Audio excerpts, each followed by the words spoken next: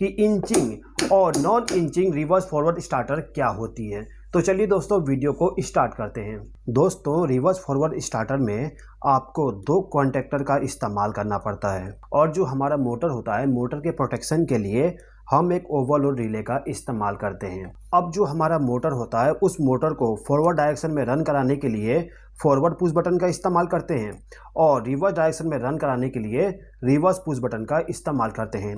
ये जो हमारा पुश बटन होगा, इसके पीछे जो एलिमेंट लगा होगा वो एनो एलिमेंट होना चाहिए। उसके बाद जो हमारा मोटर है उस मोटर को स्टॉप करने के लिए हमें एक स्टॉप पुश बटन बना लीजिएगा। सर्किट डायग्राम को बनाने के बाद आप उसको देख के वायरिंग करिएगा जिससे कि आपके वायरिंग में कोई मिस्टेक ना हो, ठीक है। तो ये जो मेरा सर्किट डायग्राम है, इस सर्किट डायग्राम में आप देख सकते हो कि जो मेरा फेज सप्लाई आया है वो सबसे पहले एमसीबी में कनेक्ट है। तो जैसे कि आप देख सकते हो ये हमारा एमसीबी है। एमसीबी को इनपुट पावर सप्लाई हमने यहाँ पे कनेक्ट कर दी है, ठीक है। अब इस एमसीबी से जो आउटपुट पावर सप्लाई गया है वो ओवरलोड रिले के एनसी कॉन्टैक्ट में गया है। तो जो हमारा फेज सप्लाई होगा इसमें से वायर को कनेक्ट करके जो हमारा ओवरलोड रिले है, ओवरलोड रिले का जो 95 नंबर का टर्मिनल है इसको इनपुट पावर सप्लाई दे दीजिएगा। 95 नंबर टर्मिनल और 96 नंबर टर्मिनल ओवरलोड रिले का एनसी कॉन्टैक्ट होता है, ठीक है दोस्तों। अब आपको क्या करना है कि जो आपका ओवरलोड रिले का आउटपुट पावर सप्लाई है उसको ले जाके स्टॉप पुश बटन के साथ में कनेक्ट करना है। तो हमने इसके 96 नंबर के टर्मिनल से एक वायर को कनेक्ट करके जो हमारा स्टॉप पुश बटन है इस स्टॉप पुश बटन को इनपुट पावर सप्लाई दे दिए हैं।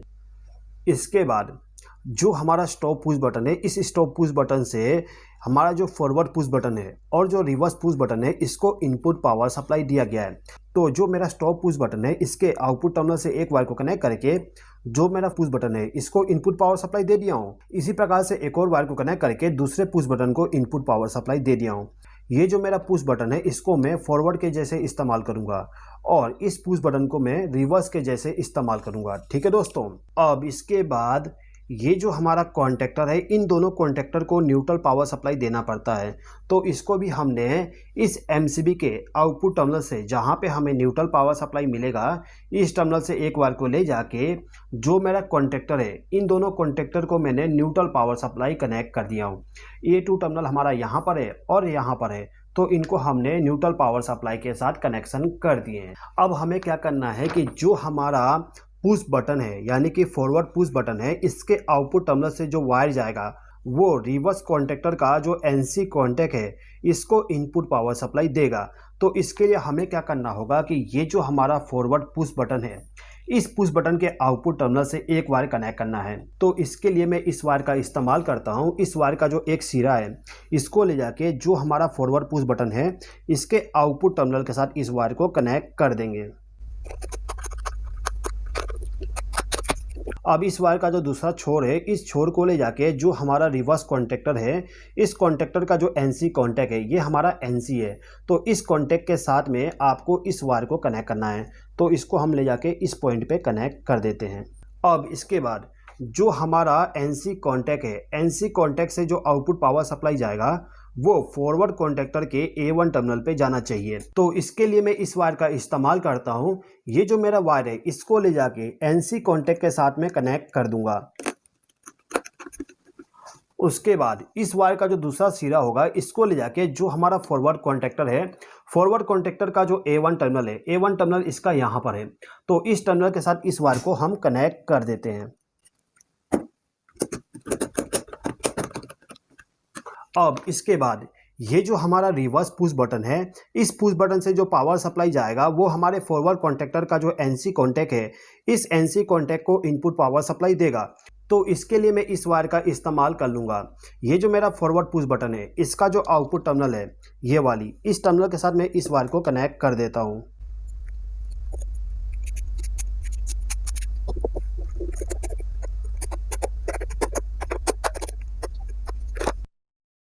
अब इसका जो आउटपुट पावर सप्लाई होगा इसको ले जाके जो हमारा फॉरवर्ड कॉन्टैक्टर का जो एनसी कॉन्टैक्ट है इस कॉन्टैक्ट के साथ इसको कनेक्ट करना है।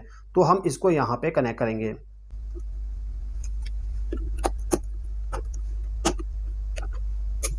अब इसका जो आउटपुट पावर सप्लाई होगा इसको ले जाके हमें रिवर्स कॉन्टैक्टर को ऑन कराने के लिए पावर सप्लाई देना होगा।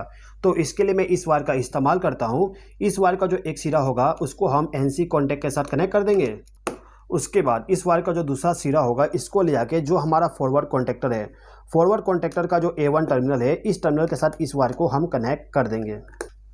तो अभी जो हमने वायरिंग की है, इस वायरिंग में हमने जो हमारा होल्डिंग सर्किट है इसको कनेक्ट नहीं किए।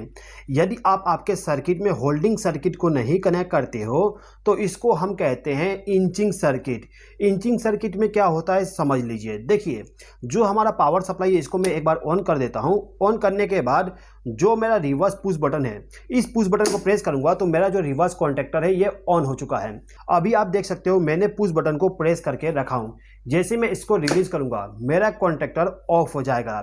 यदि आपने इसमें होल्डिंग सर्किट नहीं बनाया हो तो इस कंडीशन में हम कह सकते हैं कि जो हमारा सर्किट है वो इंचिंग सर्किट है, यानी कि जब तक हम पुश बटन को प्रेस करेंगे तब तक ही हमारा कॉन्टैक्टर ऑन रहेगा, और जैसे ही हम इसको रिलीज करते हैं तो कॉन्टैक्टर हमारा ऑफ हो जाएगा। तो अभी जो हमारा सर्किट है ये हमारा इंचिंग सर्किट हो गया। इंचिंग सर्किट का इस्तेमाल हम ऐसे जगहों पे करते हैं जहां पे हमें किसी मोटर को थोड़ा थोड़ा करके मूवमेंट कराना हो।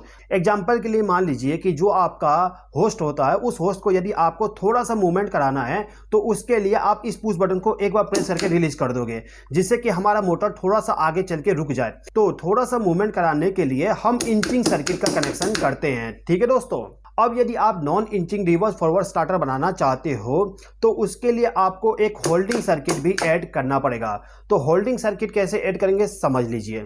तो होल्डिंग सर्किट बनाने के लिए आपको क्या करना होगा, जो आपका पुश बटन है, पुश बटन के पैरेलल में आपको उसी कॉन्टैक्टर का NO कॉन्टैक्ट इस्तेमाल करना है। दोस्तों यहाँ पे गलती से रिवर्स लिख गया है। ये जो हम NO कॉन्टैक्ट इस्तेमाल करेंगे ये फॉरवर्ड कॉन्टैक्टर का होगा, तो मैं इसमें करेक्शन कर देता हूँ।